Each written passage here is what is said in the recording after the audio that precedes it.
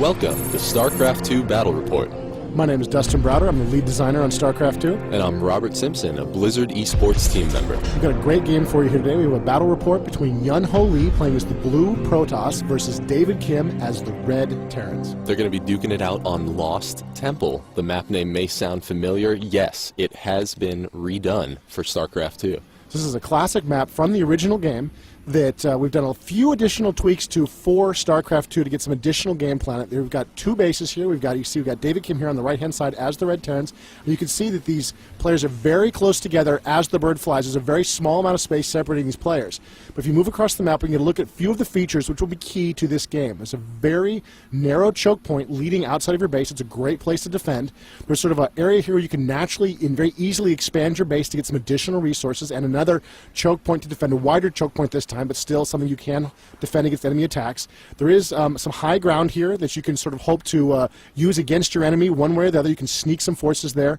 There's also these Zelmaga watchtowers on the map, and you can gain control of these watchtowers and see a huge area of the map. Control of those watchtowers is very key to sort of understanding what's going on the battlefield. This is a high-yield expansion. It's also blocked by those destructible rocks. It's really, really important in the late game for one of these players to take that over, have some additional resources. It'll often help a player make that final push that they really need to overcome their opponent. And you can see it is mirrored on all sides. There's another watchtower, and of course there were some more rocks there with some more high-yield resources. So you can expect the players to sort of battle across this whole area of the map. Again, there's another high ground area that you can use to defend your base, or you can use it to make surprise attacks on a player who's trying to defend his natural expansion there. So it looks like the scouts are already on the move from these players, looking to move around some of their early workers on the map to see what the enemy is up to. Up on the production overlay, we can see that the Red Terran player is currently working on his barracks and his refinery. There we see the scouts just past each other, so now David Kim might have a better idea of where exactly Yun-Ho's camping out. We'll see if he sends his SCV to that 12 o'clock position or not. Meanwhile, back at David Kim's base, he is working on blocking the front of his ramp with his barracks and two supply depots. This is a very natural thing for Terran players to do, especially against Zerg or against Protoss, to try to block off your ramp there to prevent sort of early attacks with Zealots. Buy your Marines some more time to get in some more shots, and you can see in this case it's had the extra advantage of also blocking off that probe from getting inside and seeing what it needs to see inside David Kim's base. A little bit of aggressive moves there. It looks like that worker from David Kim's in a little bit of trouble there. He's being attacked by Yun-Ho's probe, and it looks like he's going to have to run for cover there, try to get away from that very, very aggressive probe attack. Yeah, SCV barely making it away with 20 HP. If that supply depot had taken a few more seconds, it would have been done.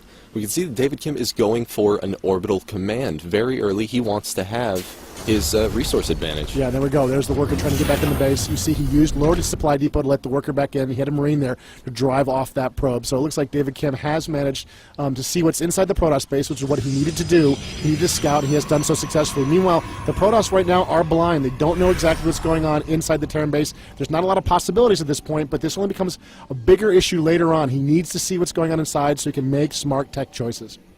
In Yun-Ho's base, he has gone for a single gateway and obelisk as well as a cybernetics core. This does mean that he's going to be going for stalkers and warp gates relatively early in the game.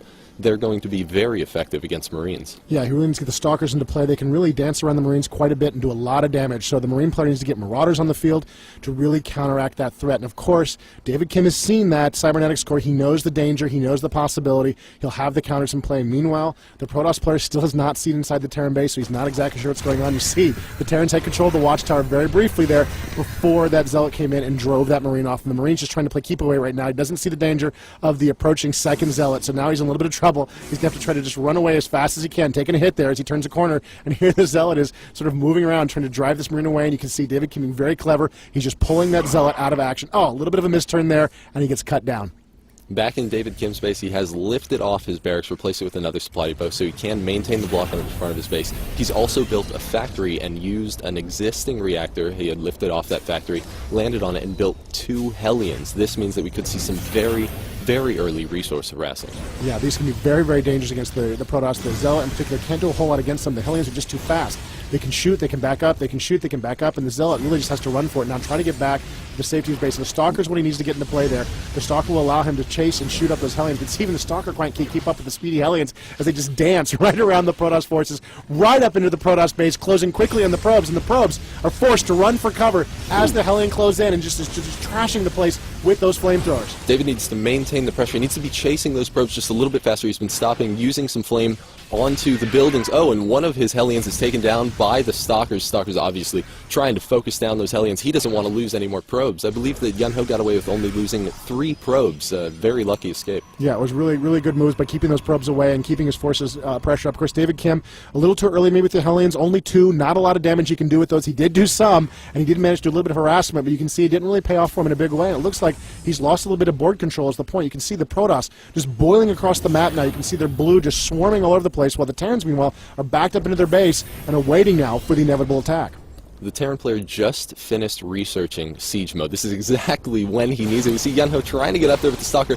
Siege tank just barely out of range and going to be barreling down onto those Stalkers, forcing Yunho to retreat. Yeah, that's the kind of damage he does not want to take right now. He cannot afford to take that kind of damage with just those Stalkers. He needs a lot more forces if he's going to break that choke point at this point. Some interesting moves here from David Kim. It looks like he's going for double command centers at this point. Backed up into his base, he can lift off those command centers as the Terran and fly them to any location on the map, but still, it's a very bold move for this point in the game. Yeah, well, he really needs to catch up on resources. You can see that Yunho did have a second base already established that's at his natural expansion, so he really needs to play his A game, and he'll likely be expanding to the island expansion since he can lift off his command center. Yeah, this is what one Terrans commonly do on Lost Temple, both in the original StarCraft and in StarCraft 2, using the Terrans' mobility with their command centers to get access to some high-yield locations. The Protoss do have some strong air units they can use to try to harass those expansions, Void Rays in particular, but, you know, in a game like this where the players are so close together, it can be very difficult for the Protoss player to realize the danger, and in many cases that expansion will simply go undetected.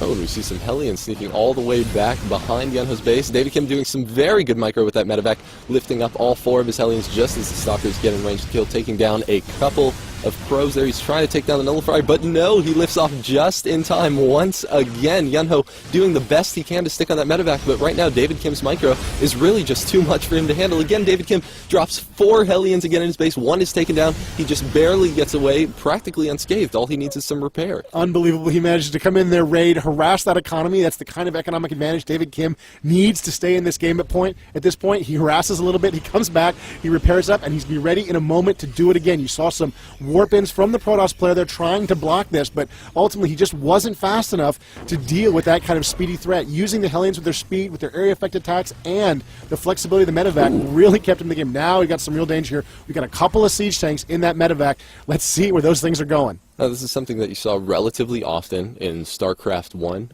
They would use their dropships in combination with the siege tanks, and I think that David Kim's going for something very, very similar to that, especially with the way that the Stalker fire works. If a Stalker gets off his volley and the Terran player is able to pick up that siege tank again before the volley lands, that means the siege tank's not going to take any damage. Yeah, it'll actually miss, and this is something that really gives the Terrans a big advantage at this point in the game. If he can get those siege tanks to a good position, he can do a lot of damage. And you see the Hellions there harassing those Protoss player, making his Zealots just a lot less effective. And there's the landing position, moving up to a classic location in Lost Temple, getting control of the high ground, even more powerful in StarCraft 2 in many ways than it was in the original StarCraft.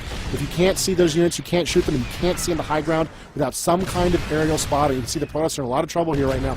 There goes a pylon, and the probes are forced to run away as the siege tanks just pound this helpless expansion. And here's the Protoss response. An observer, a flyer cloaked, moves into play. The Terran doesn't know the danger. He doesn't know he's there right now, and it looks like Blink is being researched, which can allow the Protoss to get to that high ground and get at those siege tanks. Protoss player is just biding his time until Blink is finished. He's trying to keep the Stalkers out of the siege tank range. Obviously doesn't want to take any damage without being able to fire back, so Blink is going to finish likely in just a few seconds, and we'll see him use that observer to get sight up on the hill, and then blink up and... Oh, and here it comes, going for the surround on the siege tank, going to be taking them down. We do see some extra splash damage from the other siege tank, actually damaging himself, and now David Kim microing the siege tank. This is amazing. Right, just trying to get some extra damage off there. He does manage to take some extra damage. He is getting worn down there a little bit, but he's doing a lot of extra damage as he goes. Oh, and the siege tank is finally taken out. David Kim making the most out of his units there, really doing a lot of extra damage. An aggressive blink from the Protoss player gets in a few more hits on that medevac, and